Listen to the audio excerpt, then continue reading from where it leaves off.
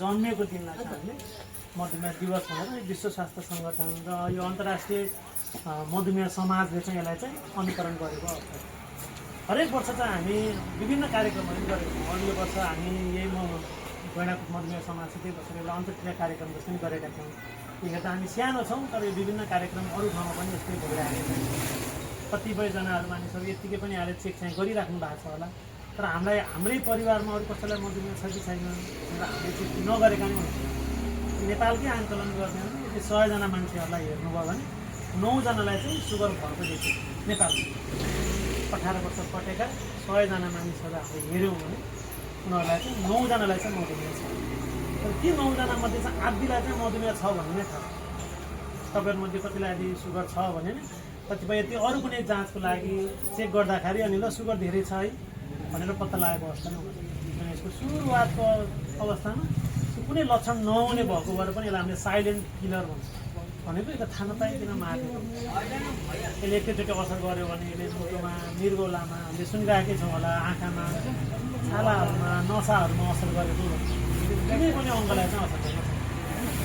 यसले एकपटक असर गरिसकेपछि फेरि यसलाई चाहिँ मधुमेहलाई नियन्त्रणमा राखे पनि त्यो असरहरू केही अलिअलि चाहिँ भइराख्न पनि सक्छ। कतिपय हामीले सुनिरहेकै छौँ होला, डायलाइसिस गरिरहेको, त्यो पनि सुगरको औषधि फेरि लिइरहेको भन्ने कुरा।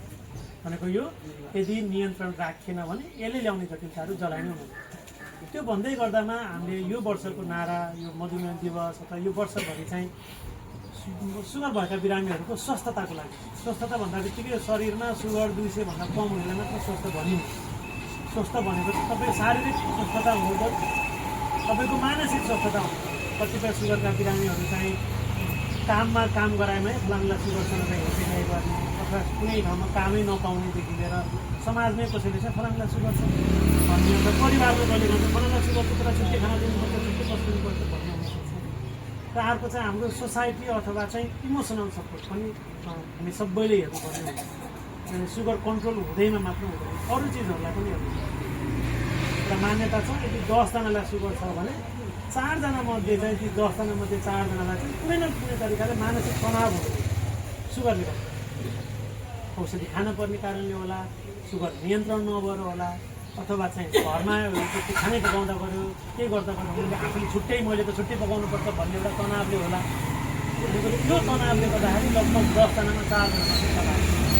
त्यो चिजहरूलाई पनि हामीले चाहिँ हेर्नुपर्छ भन्ने तरिकाले सुरुमा चाहिँ परीक्षण कसरी पत्ता लगाउने भनेको एउटा सामान्य सुगरको रगतको जाँच गरेपछि पत्ता लाग्ने ठुलो फाइदा जहाँ पनि गर्छौँ। धेरै जस्तो ठाउँमा हामी निःशुल्क नै गरिरहेका छौँ। यहीँ हामी नियमित रूपमा निःशुल्क गरिरहेका छौँ। कमसेकम यदि कसैलाई शङ्का लागेको जस्तो लाग्छ भने आएर एउटा सुगर रगतको जाँच गर्नु भने एउटा छ छैन भन्ने थाहा हुन्छ। रहेछ भने त्यसपछिको प्रोसेस चाहिँ हामी अगाडि अब कसरी स्वस्थ हुने त भने एउटा चाहिँ यदि सुगर छ भने चाहिँ नियमित औषधि सेवन भयो, त्यहाँ आवश्यक छँदैछ। त्यो बाहेक पनि अरू आफूले गर्नुपर्ने कुराहरू पनि हुन्छ। जस्तै नियमित आफूले गर्ने